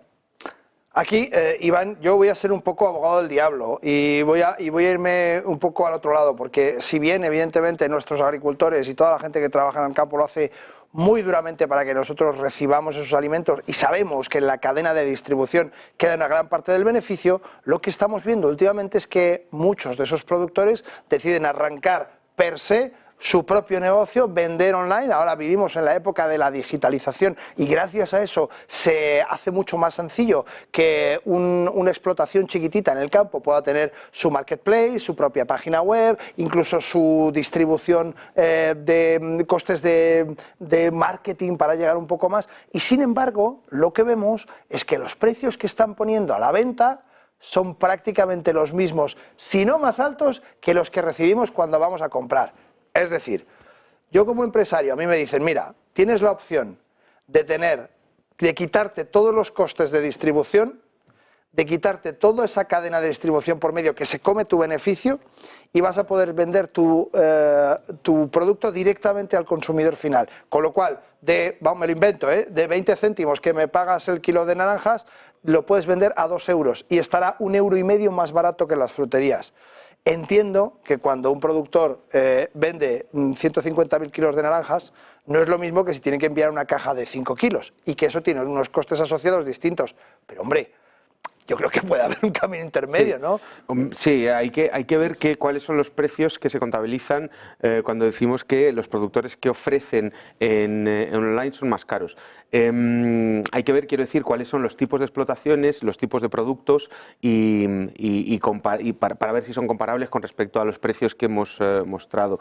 Pero bueno, sí es cierto que, vamos a ver, aquí hay un problema fundamental de la distribución de la PAC. Es decir, no hay nada que nosotros vayamos a comprar en el supermercado que tenga que ver con la ganadería o la agricultura. No hay nada que no esté tocado por la política agraria común. No hay nadie en este país que produzca sin la ayuda de la política agraria común. No existe, ¿no? Claro. Cualquier elemento que vayamos a coger en el supermercado está atravesado por eso. Por tanto, cómo se distribuye en España esa política agraria común es muy importante y no depende de la Unión Europea, depende del Gobierno de España. ¿Y cómo se distribuye eso? Bueno, pues se distribuye de manera muy desigual en España. Y tenemos que tener en cuenta, bueno, pues que las mayores perceptores son grandes empresas o grandes familias en España. Los pequeños productores, esos que a lo mejor les podría interesar efectivamente ir hacia esos nuevos canales de distribución, pues tienen mucha dificultad para poder acceder porque no tienen esas subvenciones que tienen las grandes empresas. Estamos dando dinero de subvenciones de la PAC a empresas y a personas que no los necesitan para producir, y a las personas que sí los necesitan para producir se les está poniendo problemas burocráticos, problemas a la hora de percibir las ayudas de pago único, este tipo de cuestiones, y esto es algo que podemos controlar desde España y no lo estamos haciendo. Y yo creo que esto sí es una cuestión. La PAC suena súper complicada. La política agraria común probablemente salimos a la calle y nadie sabe cómo funciona, pero se lleva un 30% de todo el presupuesto de la Unión Europea. 30% es muchísimo dinero, muchísimo dinero. Podríamos estar perfectamente haciendo lo que estás comentando, ayudar a estos agricultores a poder acceder a los consumidores, a pesar de que los costes de distribución pueden ser mayores, a pesar de que la producción puede ser más costosa, porque son producciones más pequeñas, más respetuosas con el medio ambiente, que no tienen cierto tipo de consecuencias climáticas, y esto tiene un mayor coste. Es decir, la comida no es gratis, no se produce gratis, tiene unos costes asociados y esos costes o se pagan por el consumidor o no se producen. Y si no, se subvencionan, que es lo que está haciendo la PAC. Bueno, pues yo creo que ahí tenemos una beta fundamental en los próximos años aquí en España para tomarse en serio la distribución de la política agraria común. Pues interesantísimo, nos estamos quedando casi sin tiempo, Iván, pero me gustaría puedo comentar, ¿no? Esa economía digital que está transformando el panorama económico. ¿Cómo está España adaptándose a esa transformación? ¿Qué medidas se están tomando? Porque justamente hablamos ahora de estos marketplaces, de esta ayuda que no llega al pequeño agricultor, sino a las grandes empresas, y que justamente en la parte de digitalización tendría todo el sentido, ¿no? Que tuviera verdaderamente un apoyo el pequeño productor para montar toda la parte digital. Totalmente, totalmente. Quiero decir, efectivamente podríamos estar modificando, y además ha habido una gran posibilidad con todos los fondos de Next Generation para hacer este tipo de cosas y no se ha hecho. Y esto sí que tiene que ser una crítica a la hora de saber cómo se han gestionado este tipo de los PERTEs, los famosos PERTEs, ¿no? Bueno, España está en una situación digamos intermedia, ¿no? Intermedia. A ver, la revolución digital fundamentalmente lo que tiene que ver con robotización e inteligencia artificial. La poca evidencia que tenemos, que no tenemos mucha evidencia todavía porque no es algo que se haya extendido durante mucho tiempo, lo que estamos viendo es que está teniendo un impacto positivo en el empleo. Es decir, aquellos sectores que más han invertido en robotización e inteligencia artificial son los que más empleo han creado en los últimos 3-4 años. Por tanto, es decir, tenemos que tener en cuenta 3 cuestiones. Uno, ¿cómo va a incrementar la productividad? Si la incrementa, ¿no? Porque este incremento de la productividad permite crear más empleo. Segundo, ¿cómo van a ser desplazados trabajadores que ahora están en ciertas actividades y que no van a poder seguir realizándolas? Fundamentalmente trabajadores poco cualificados y de mayor edad. Y tercero, ¿cuáles son los nuevos nichos de empleo que se van a crear en torno a estas nuevas tecnologías? Como tú decías, bueno, pues nuevos marketplaces, nuevos requerimientos de personas cualificadas que tengan o que estén formadas en cloud computing, inteligencia artificial o robótica, y esto va a ser una generación de empleo. Fíjate, no quiero ser muy pesado, pero quiero terminar con esto. ¿Cómo estamos en España y en Europa con respecto a otros países? Bueno, pues por poner un ejemplo, la Inflation Reduction Act, el IRA de Biden, ponía encima de la mesa 600.000 millones de euros en los próximos 10 años para la transformación, en este caso la transición ecológica. China está invirtiendo en transición ecológica más o menos el correspondiente al PIB de Suiza o de Turquía, más o menos. ¿España cuánto está invirtiendo en eso? Bueno, pues ahí está. Pues está. Pues ahí está.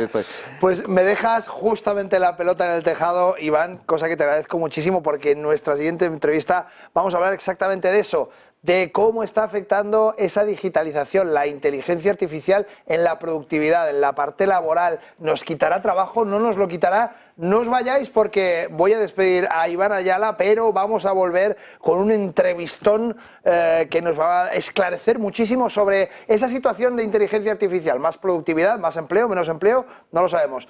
Iván, muchísimas gracias, profesor de Economía Aplicada en la URJC. Un placer tenerte hoy aquí. Muchas gracias a vosotros, un placer. Pues quietos ahí todo el mundo, que volvemos en 2 minutos. ¡No os mováis!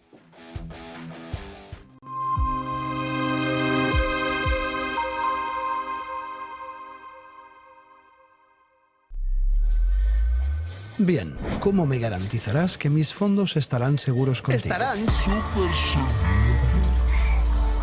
Es difícil encontrar un broker que cumpla con todas sus expectativas. O quizá no tanto. Active Trades, broker online desde 2001. Ya, lo vi. ¿Cuántas veces has dicho, aquí hay más de lo que nos están diciendo? ¿Cuántas veces has visto que lo que te están poniendo como fotografía principal para mirar la actualidad está con tonitos oscuros en algún lado que no terminas de descifrar? ¿Cuántas veces miras alrededor y dices, aquí hay más información de la que de verdad nos están dando? Ese es el objetivo de lo que la economía esconde. Un libro para intentar ver todos los detalles, todos los matices, todos los colores, todo lo que está oculto detrás de la fotografía, todo lo que nos dicen pero no nos están diciendo, y todo aquello que necesitas para tener una fotografía global de lo que de verdad quienes mandan están queriendo hacer, pero tú no tienes toda la información para ello.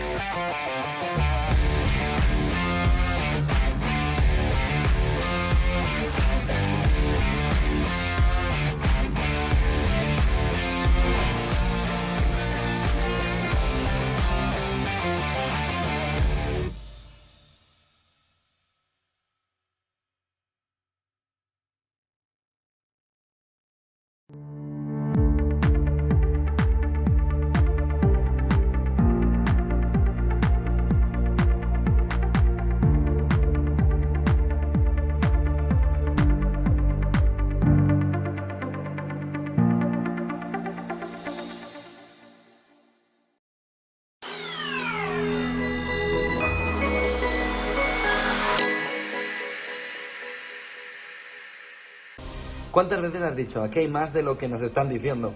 ¿Cuántas veces has visto que lo que te están poniendo como fotografía principal para mirar la actualidad está con tonitos oscuros en algún lado que no terminas de descifrar?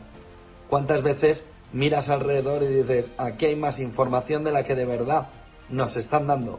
Ese es el objetivo de lo que la economía esconde. Un libro para intentar ver todos los detalles, todos los matices, todos los colores, todo lo que está oculto detrás de la fotografía, todo lo que nos dicen pero no nos están diciendo, y todo aquello que necesitas para tener una fotografía global de lo que de verdad quienes mandan están queriendo hacer, pero tú no tienes toda la información para ello.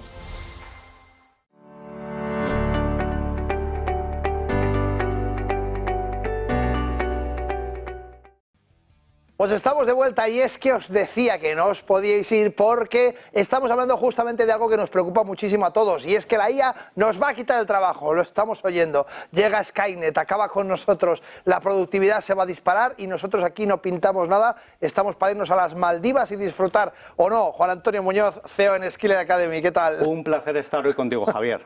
¿Nos vamos a las Maldivas? ¿Dejamos de trabajar? Pues se ha liado parda y te digo por qué. Porque Avital Bandwidth, que es la directora de todo el equipo del CEO de Anthropic, Anthropic es una empresa financiada por Amazon y Google, o sea, no estamos hablando de ninguna tontería. Y esta persona, que es la directora, como digo, del equipo, ha escrito literalmente una carta con este mensaje. Tengo 25 años, los próximos 3 años pueden ser los últimos que trabaje. No estoy enferma, ni me voy a convertir en ama de casa, ni he ganado la lotería. Simplemente estoy trabajando en Anthropic, una de las mayores empresas de IA del mundo. O sea, ella ya está viendo en primera línea, trabajando directamente con el CEO de Anthropic, que posiblemente en 3 años el trabajo ha terminado para ella. De hecho, empieza a decir que hemos llegado a la obsolescencia del trabajo del conocimiento. O sea, que posiblemente todo el mundo que trabaja en el conocimiento, bueno, pues posiblemente a la velocidad que va esto, que su carta está llena, o sea, su carta son titulares, o sea, para coger cada uno y desengranarlo. También habla de que el objetivo común del campo de la IA es crear un sistema que pueda hacer cualquier cosa y dada la carrera militar actual lo alcanzaremos pronto. O sea que vemos que realmente, pues bueno, la gente que trabaja en primera línea de estas empresas, que son las mayores financiadas en IA, están viendo que, oye, que posiblemente 3 años tendremos que repensar cómo va a ser el mundo laboral de toda la generación. Bueno, escuchaba justamente una entrevista hace unos días que hacía Trevor Noah a Sam Altman, el CEO de OpenAI, y decía que efectivamente va a haber trabajos que van a desaparecer para bien, que la gente no se puede asustar, que en definitiva va a haber trabajos mecánicos y repetitivos, como cuando a principios del siglo XX había un señor que todos los días subía al campanario a darle la hora al reloj, y esto ya no pasa, porque hay un sistema mecánico que lo hace solo y no tiene que hacerlo un señor. Bien, va a haber trabajos que van a desaparecer, pero esto no significa que vayamos a perder poder de trabajo. Esta carta es muy potente, esta carta revela un poco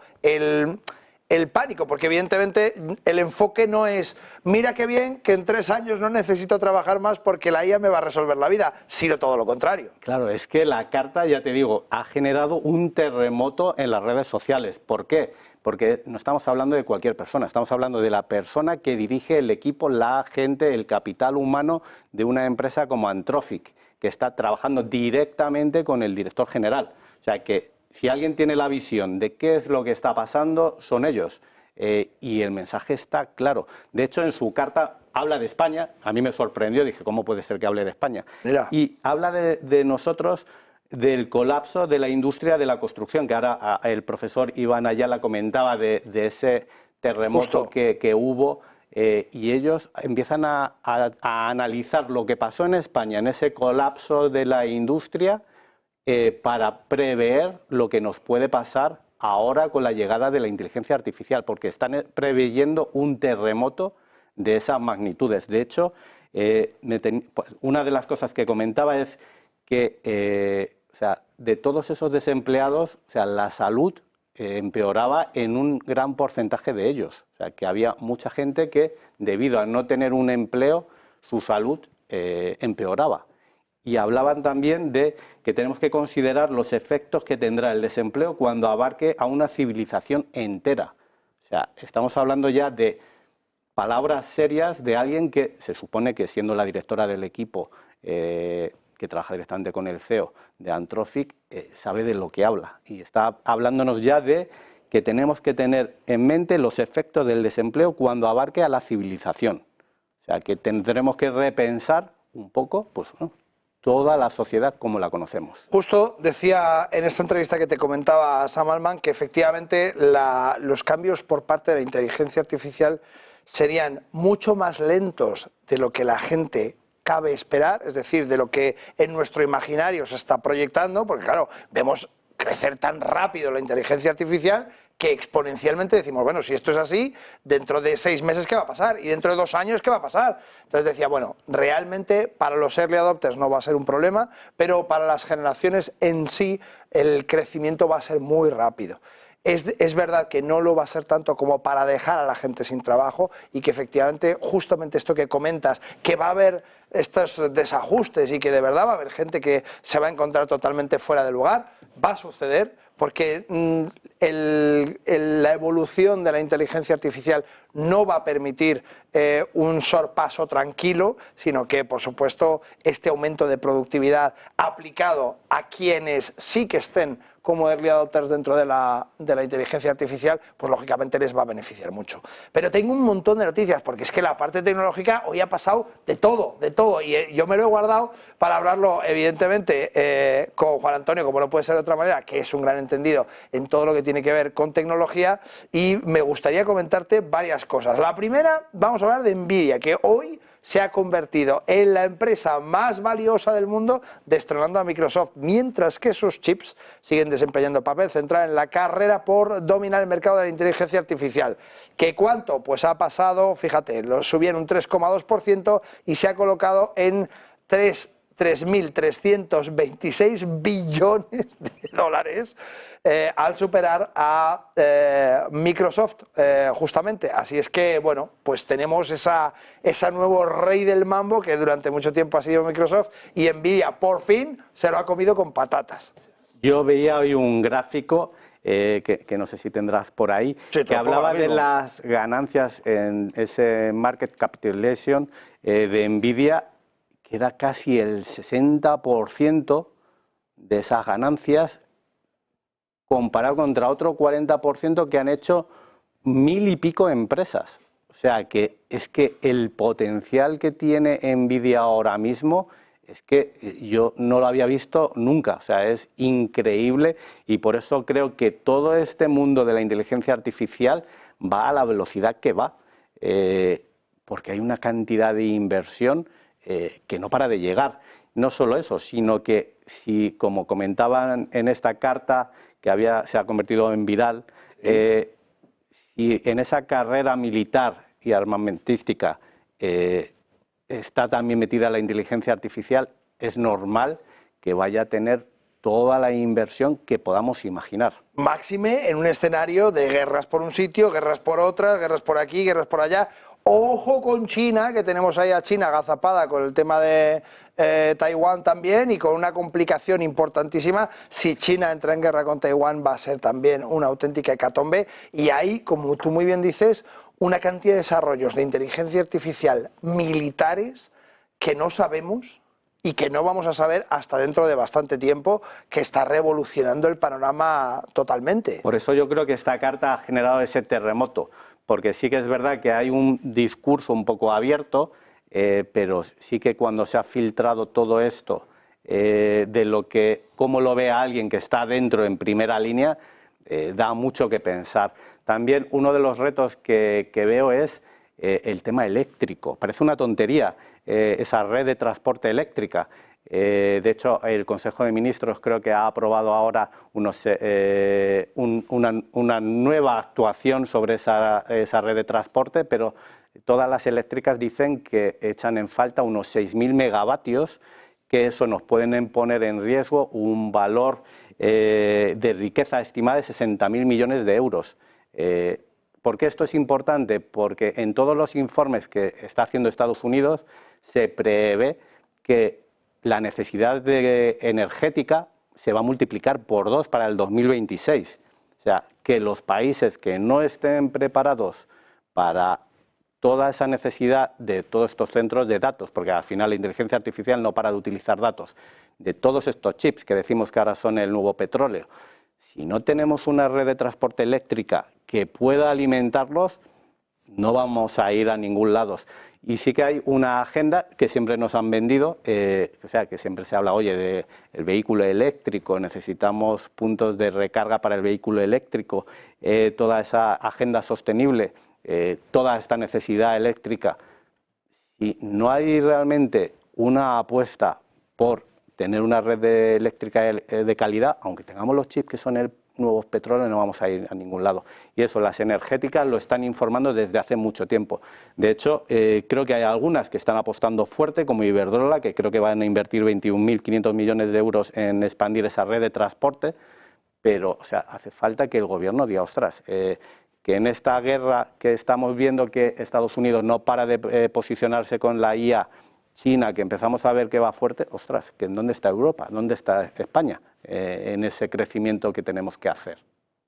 Pues me gustaría que mis compañeros pincharan justamente un gráfico que nos has traído con respecto a ese crecimiento de Nvidia, que es justamente una de las fuentes principales de consumo de energía para crear todo lo que está creando, para la utilización, y que además entronca muy mucho con todo lo que tiene que ver con criptomoneda, con todo lo que tiene que ver con esa minería, que son, digamos, la tabla de despegue de Nvidia, porque Nvidia parece que ha crecido con la inteligencia artificial, y no ha sido así. Nvidia realmente era una empresa de videojuegos que hacía tarjetas gráficas muy chulas. Cuando empezó la fiebre de los criptoactivos, empezó a funcionar muy bien esas tarjetas gráficas, porque a la hora de minar subían muchísimo y consumían justamente esa electricidad de la que estabas hablando. Por eso quería que pusieran este gráfico para que todo el mundo pueda ver esto. Increíble, o sea, estamos viendo el aporte que hace Nvidia. Este gráfico lo veía de Eduardo Ordaz, que es uno de nuestros profesores que trabaja en Amazon en la parte de IA. Vemos lo que es Nvidia y el resto del Nasdaq, otras, y parece pequeño, 3.431 empresas. Me encanta la nota. En un punto determinado, Nvidia contribuyó prácticamente a todos los títulos, a todas las ganancias de todos los títulos del Nasdaq. Es que es brutal. Es brutal. O sea, una empresa que gracias a ella, todo el resto de empresas del Nasdaq han tenido beneficios. Y ese cachito pequeñito son otras 3.431 empresas. O sea, lo que está haciendo Nvidia yo creo que es prácticamente histórico. Por eso creo que la IA no para de crecer y por eso se ha vuelto estratégico en todos los países. Al final, en esa carrera armamentística y militar que estamos hablando todo el rato, o sea, es que esto es clave para todos los países. Bueno, teniendo esto en cuenta y habiendo hecho un repaso sobre la actualidad, me falta todavía una noticia que vamos a comentar ahora, pero quiero ir un poco al punto. Esa manera de entender la situación en cuanto al miedo que siente la gente con respecto a me voy a quedar sin trabajo, no me voy a quedar sin trabajo. ¿Realmente esto viene a quitarme, como bien decía Juan, por esta carta, voy a quedarme sin empleo en 3 años? Dame una perspectiva a 3 años vista. Todos teníamos ese mensaje que a lo mejor es un mensaje que nos han vendido también de no está aquí para ayudarnos, es algo que va a facilitar el trabajo, pero cuando alguien está viendo en primera línea lo que está viendo y ella misma está diciendo, oye, creo que en 3 años ya no voy a tener trabajo y ahora tiene 25 años, o sea, está estimando que cuando tenga 28 no va a tener trabajo. Y no, es que no tenga un trabajo sin cualificación, porque dices, bueno, claro, es que está trabajando en la empresa líder de IA en el mundo. Directamente reportando al director general de esa empresa líder, que, como decimos, está financiada por Amazon y Google, que no son ninguna tontería.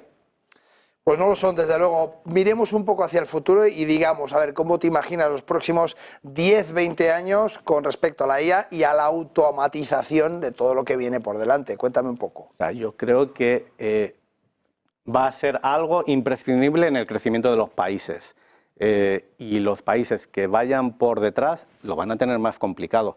¿Qué es lo que me preocupa a mí? Que veo que Estados Unidos va a una velocidad enorme, China no para de crecer y va a una velocidad enorme. ¿Y Europa dónde ha quedado? Ha quedado para legislar. O sea, nos estamos quedando fuera de todo. Creo que tiene que haber un debate intenso en Europa y también a nivel nacional para cómo nos posicionamos, si todo va por este camino, como sociedad, cómo vamos a abordar. Porque es que todavía el tema de digitalización, nuestra sociedad no está preparada. Hay mucha parte de la sociedad que tiene problemas, bueno, incluso a nivel, o sea, si entras en cualquier web de nuestro gobierno, para cualquier tipo de actuación, no es nada sencillo. No, desde luego. Entonces, ¿qué pasa si todo esto va a la velocidad que estamos viendo? Que esta es una velocidad que aquí han marcado esta Avital Baldwin, que es la directora de staff del CEO de Anthropic, 3 años. Es el plazo que da, 3 años. 3 años es nada. O sea, veíamos al comienzo del programa unas imágenes de Telefónica en su 100 aniversario, tal, cuando estaban construyendo ese edificio y estaban con los cables conectando las llamadas.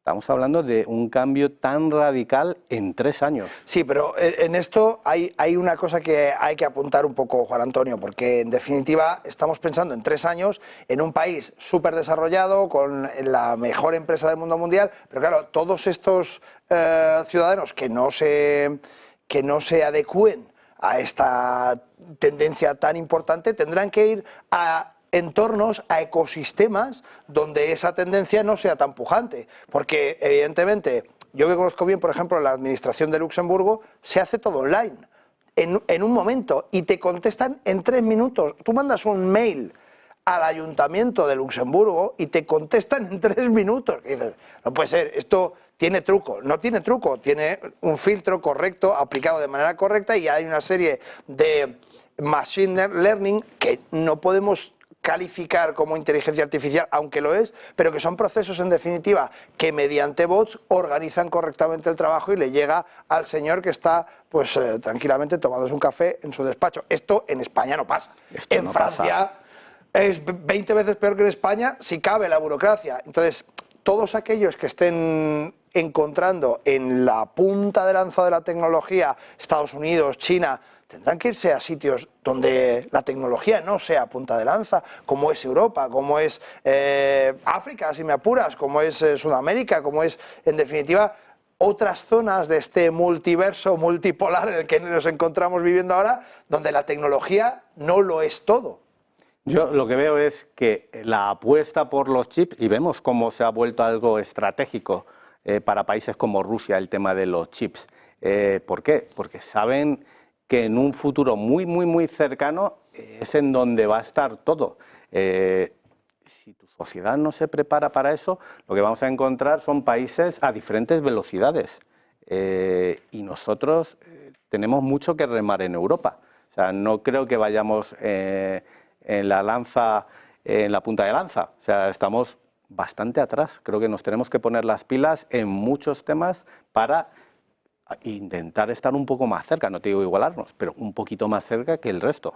Pues estamos bastante atrás y queremos ir más atrás aún, poniendo aranceles a China de hasta el 50% en esos vehículos eléctricos que hemos visto. En fin, esto es el mundo al revés. En vez de aliarnos con los que mejor van, les ponemos trabas. Pero hay una última noticia que quiero comentar contigo, me la he guardado para poderla comentar contigo, y es que, según Reuters, Apple ha suspendido el desarrollo de sus próximas gafas de alta generación, las Vision Pro, para centrarse en un modelo más económico, según, como decíamos, un informe que ha emitido The Information.